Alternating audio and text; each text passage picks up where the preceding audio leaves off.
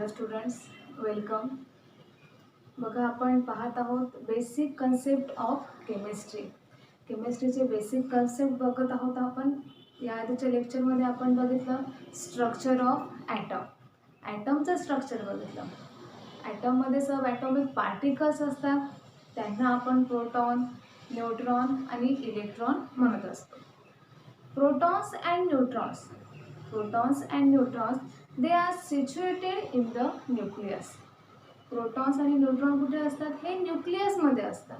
मग इलेक्ट्रॉन कुठे असतात? Electrons are revolving around the nucleus. Electron हे न्यूक्लियसच्या सराउंडिंगला फिरत असतात. हे आपण बघितलं. आपण अजून काय बघितलं त्या लेक्चरमध्ये? Number of proton which is equal to the number of electron. जेवढे प्रोटॉन तेवढेच काय असतात? इलेक्ट्रॉन असतात. मग आता जेवढे प्रोटॉन असतील एका पर्टिक्युलर ॲटममध्ये, जेवढे प्रोटॉन असतील तो त्याचा असणार आहे atomic number. Number of proton is the chemical identity of the particular atom and this is called the atomic number. मग त्यालाच काय म्हणतो मग आपण? Atomic number. मग याच्यावरून काय सांगते? नंबर ऑफ प्रोटॉन म्हणजेच काय असणार आहे? नंबर ऑफ इलेक्ट्रॉन असणार. Proton equals to electron which is equals to the मग काय येणार आहे? Atomic number. हे आपण बघितलं. नंतर आपण बघितलं इलेक्ट्रॉनचं डिस्ट्रीब्युशन. कोणत्या शेलमध्ये किती इलेक्ट्रॉन असणार? मग आपण बघितलं के शेल. के शेलमध्ये किती इलेक्ट्रॉन बघितले आपण? 2 इलेक्ट्रॉन. नंतर एल शेलमध्ये 8 इलेक्ट्रॉन. एम मध्ये 18 इलेक्ट्रॉन. ई मायनस म्हणजे हे काय आहे? इलेक्ट्रॉन. एन मध्ये 32 इलेक्ट्रॉन अँड सो ऑन. आता हे इलेक्ट्रॉन कसं डिस्ट्रीब्यूट केले आपण पर्टिक्युलर शेलमध्ये? आता हा के आहे म्हणजे काय झाली? First shell. आता त्याच्यासाठी फॉर्म्युला बघितला होता आपण 2n². काय आहे आपला फॉर्म्युला? 2n². एन म्हणजेच काय आहे? Shell number. N is the shell number. आता के शेल बघितली. के शेल म्हणजेच काय आहे? First shell. म्हणजे मग एनची व्हॅल्यू काय येणार? 1. 1² इज द 1. 1 into 2 2 इलेक्ट्रॉन. आता एल शेल. एल म्हणजे कोणते शेल आहे? Second shell. एल म्हणजे कोणते शेल आहे? Second shell. मग एनची व्हॅल्यू काय झाली? 2. एनची व्हॅल्यू 2. मग 2चा स्क्वेअर किती झाला? 4. 4 2 8 इलेक्ट्रॉन. Third shell. एनची व्हॅल्यू काय येईल मग? 3. एनची व्हॅल्यू काय येणार? 3. मग 3चा स्क्वेअर काय आला? 9. 9 2 18. एन म्हणजेच काय? Fourth shell. Fourth shell. 4चा स्क्वेअर किती आला? एनची व्हॅल्यू 4. 4चा स्क्वेअर किती आला? 16. 16 2 32. म्हणजे हे आपण काय बघितलं? इलेक्ट्रॉनचं डिस्ट्रीब्युशन. आता आपल्याला बघायचं आहे इलेक्ट्रॉनिक कॉन्फिगरेशन. आजचा आपला पॉइंट आहे इलेक्ट्रॉनिक कॉन्फिगरेशन. Right down. यालाच आपण अजून काय म्हणतो मग? Arrangement of electron. Arrangement of electron. इलेक्ट्रॉनचं अरेंजमेंट कोणासाठी? पर्टिक्युलर एलिमेंटसाठी. बघा, मग आपण एक एलिमेंट बघितला सोडियम. सोडियम सोडियम त्याचा ॲटॉमिक नंबर काय आहे? 11. बरोबर आहे. आता ॲटॉमिक नंबर आपण कशावर ठेवतो? त्याच्यात किती प्रोटॉन दिसले? 11 प्रोटॉन. 11 प्रोटॉन दिसले म्हणजे मग त्याचा ॲटॉमिक नंबर पण काय झाला मग? 11. आता सोडियमचा ॲटॉमिक नंबर 11 आहे म्हणजे त्यात इलेक्ट्रॉन पण किती असणार?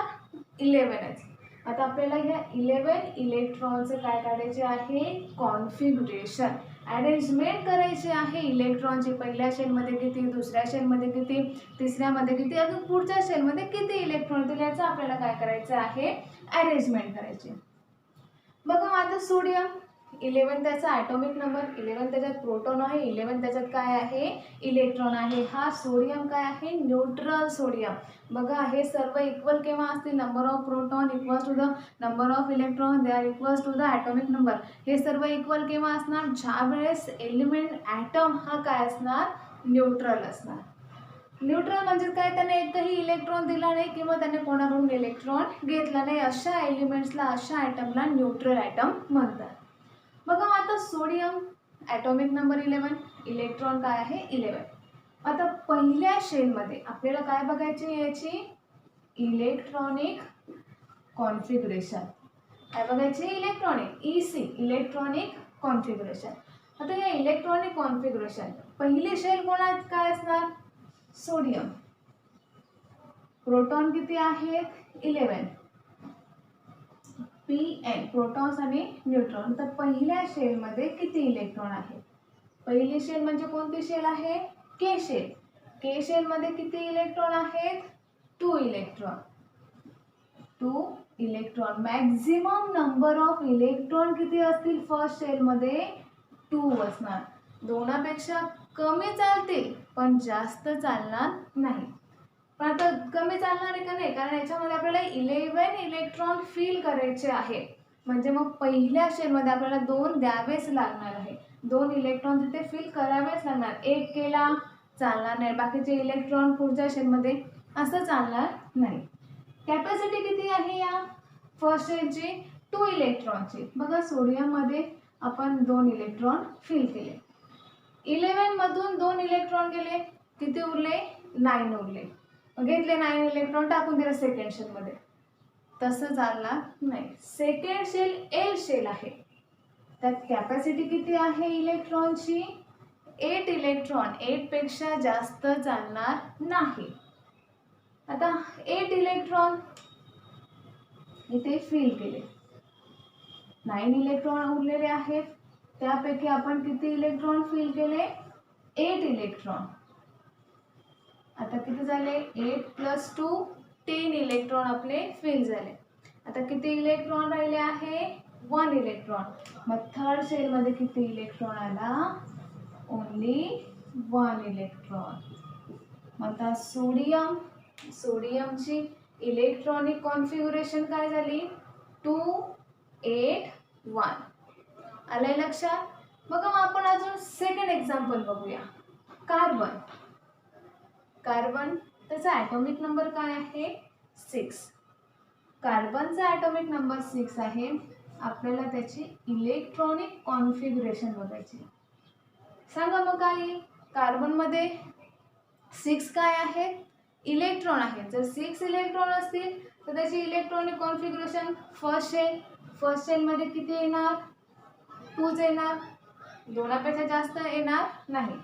6 मधून 2 गेले, रिमेनिंग 4 उरले. आता 4 सेकंड शेलची कॅपॅसिटी किती आहे 8 इलेक्ट्रॉन. पण आपल्याला इथे 8 इलेक्ट्रॉन आहेत का नाही, किती उरलेले आहे 4 इलेक्ट्रॉन. आता याची इलेक्ट्रॉनिक कॉन्फिगरेशन काय आहे 2 4. मग नंतर आपण बघूया ऑक्सिजन. ऑक्सिजन त्याचा ॲटॉमिक नंबर काय आहे 8. ॲटॉमिक नंबर 8 आहे, त्याचा प्रोटॉन नंबर पण 8 आहे, त्याच्यात इलेक्ट्रॉन पण किती असणार आहे 8 इलेक्ट्रॉन. मग त्याची इलेक्ट्रॉनिक कॉन्फिगरेशन काय येईल फर्स्ट शेलमध्ये असणार आहे 2 इलेक्ट्रॉन. बरोबर आहे. फर्स्टमध्ये 2, 8 - 2 किती झाले 6. आता 6 आहे. सेकंडची कॅपॅसिटी किती आहे 8ची. पण 8 लिहिता येईल का नाही. का नाही लिहिता येणार, याचं इथे आपण 8 लिहिले, 8 * 2 10. आपल्याला फक्त किती इलेक्ट्रॉन हवे आहे 8 इलेक्ट्रॉन. मग इथे 8 चालणार नाही. सांगितलंय मॅक्झिमम नंबर ऑफ इलेक्ट्रॉन एवढेच असणार. फर्स्ट शेलमध्ये 2, सेकंडमध्ये 8, 18 32. पण त्याच्यापेक्षा जास्त चालणार नाही. कमी असतील चालेल. बघा आता इथे बघितले सेकंड शेल आहे, 8 पेक्षा कमी चालणार. आता इथे किती उरलेले आहेत 6. इथे उरलेले आहेत 6. मग ही ऑक्सिजनची काय झाली इलेक्ट्रॉनिक कॉन्फिगरेशन. मग आता नंतर बघायचं आहे आपल्याला व्हॅलन्स इलेक्ट्रॉन. कोणता पॉईंट आहे आपला व्हॅलन्स इलेक्ट्रॉन.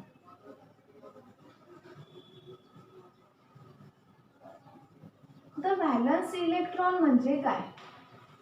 व्हॅलन्स, आता आउटर मोस्ट शेल मध्ये किती इलेक्ट्रॉन आहेत त्याला म्हणतो आपण valence electron. The number of electron present in the outermost shell of an particular atom is called valence electron. काय सांगता येईल? किती इलेक्ट्रॉन आहेत एखाद्या ॲटमच्या आउटरमोस्ट म्हणजे काय? शेवटच्या शेलमध्ये किती इलेक्ट्रॉन आहेत? जेवढे इलेक्ट्रॉन असतील त्यांना आपण काय म्हणतो मग? Valence electron. आता सोडियम मध्ये किती आहेत? 1 व्हॅलन्स इलेक्ट्रॉन. कार्बन मध्ये किती आहेत?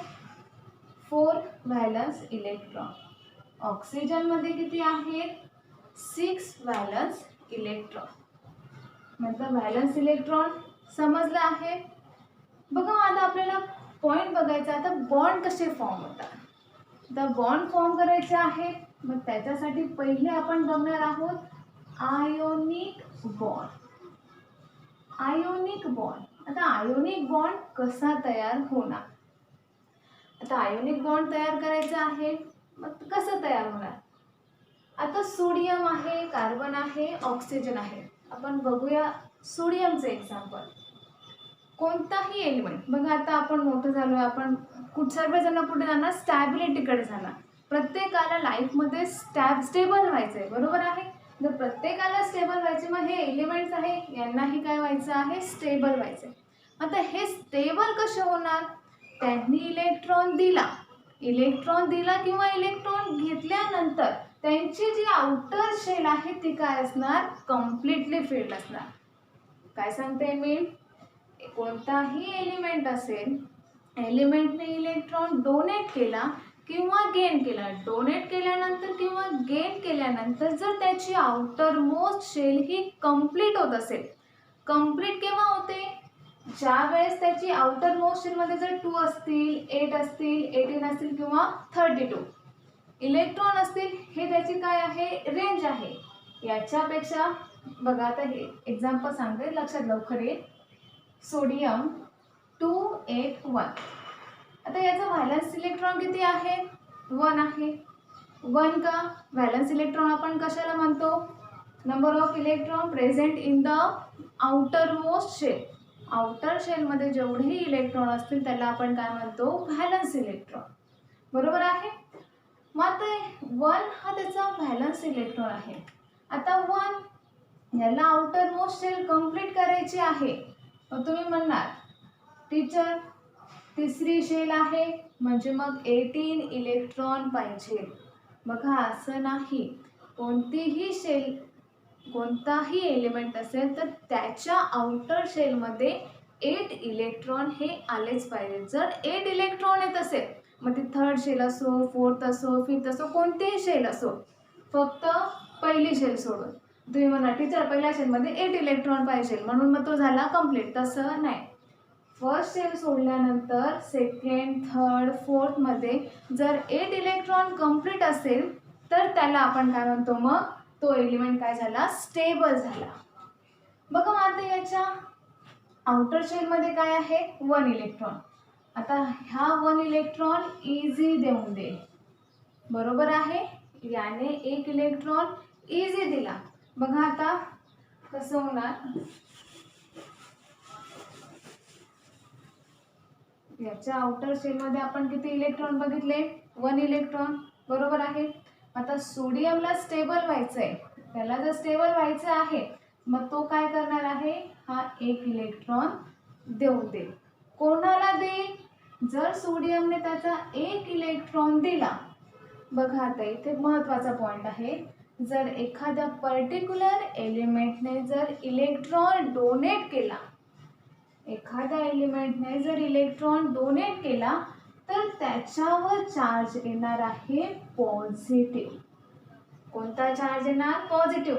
पॉझिटिव्ह चार्जमध्ये जास्त इलेक्ट्रॉन नाही, तो इलेक्ट्रॉन डेफिशियंट झाला, त्याच्याकडे तर इलेक्ट्रॉन कमी झाले कारण त्याने एक इलेक्ट्रॉन दिला आहे, पण त्याच्यामध्ये प्रोटॉन काय आहेत तेवढेच आहेत. काय कमी होत आहे, हे सर्व इलेक्ट्रॉन्स आहे, इलेक्ट्रॉन कमी होतो आहे. सोडियमने एक इलेक्ट्रॉन दिला म्हणून त्याच्यावर पॉझिटिव्ह चार्ज आला. पॉझिटिव्ह चार्ज, त्याच्यात प्रोटॉन किती आहे 11, त्याचा ॲटॉमिक नंबर पण 11च असणार. सोडियमने एक इलेक्ट्रॉन दिला. कोणाला दिला, क्लोरीनला दिला. का क्लोरीनला दिला ते बघूया आपण. क्लोरीन, त्याचा ॲटॉमिक नंबर काय आहे 17 आहे. काय आहे क्लोरीनचा ॲटॉमिक नंबर 17, म्हणजे त्याच्यात प्रोटॉन पण किती आहे 17, त्याच्यात इलेक्ट्रॉन पण किती आहेत 17, बरोबर आहे. आता 17 हे काय झाले क्लोरीनचा ॲटॉमिक नंबर, इलेक्ट्रॉन पण तेवढेच. आता आपल्याला काय करायचं आहे त्याचे इलेक्ट्रॉनिक कॉन्फिगरेशन. फर्स्ट शेलमध्ये किती आहे 2 इलेक्ट्रॉन, बरोबर. सेकंडमध्ये किती आहे 8 इलेक्ट्रॉन. आता 8 + 2 10, 17 मधून 10 गेले, रिमेनिंग 7 इलेक्ट्रॉन. बघा आता काय आहे ते 7 इलेक्ट्रॉन आले, बरोबर आहे. जर त्याला स्टेबल व्हायचं असेल तर त्याला किती इलेक्ट्रॉनची गरज आहे, ओन्ली 1 इलेक्ट्रॉन, एका इलेक्ट्रॉनची त्याला गरज आहे. आणि मग हा एक इलेक्ट्रॉन कोणाकडून घेणार, सोडियमकडून, बरोबर आहे. सोडियमने एक इलेक्ट्रॉन दिला, कोणाला दिला, क्लोरीनला. हा न्यूट्रल क्लोरीन आहे. आता ज्या वेळेस त्याच्याकडे एक इलेक्ट्रॉन जास्त आला म्हणजे हा 17चा 18 होणार नाही. हा काय आहे आपला प्रोटॉन किंवा ॲटॉमिक नंबर आहे. इलेक्ट्रॉन त्याचे इन्क्रीज होतात आहे. मग इलेक्ट्रॉन इन्क्रीज झाले म्हणजे त्याने एक इलेक्ट्रॉन घेतला, मग त्याच्यावर चार्ज काय आला, निगेटिव्ह. जेवढे इलेक्ट्रॉन घेतले तेवढे निगेटिव्ह चार्ज, जेवढे इलेक्ट्रॉन दिले तेवढे पॉझिटिव्ह चार्ज. बघा मग आता सोडियमने एक इलेक्ट्रॉन दिला, मग त्याची इलेक्ट्रॉनिक कॉन्फिगरेशन काय झाली 2 8. मग 2 8 ही इलेक्ट्रॉनिक कॉन्फिगरेशन काय आहे Na+ची. सोडियमचा सिम्बॉल आहे हा Na. मग 2 8 इलेक्ट्रॉनिक कॉन्फिगरेशन कोणाची झाली Na+ची. मग आता हा एक इलेक्ट्रॉन कुठे आला, क्लोरीनकडे. मग त्याची इलेक्ट्रॉनिक कॉन्फिगरेशन 2 8 8.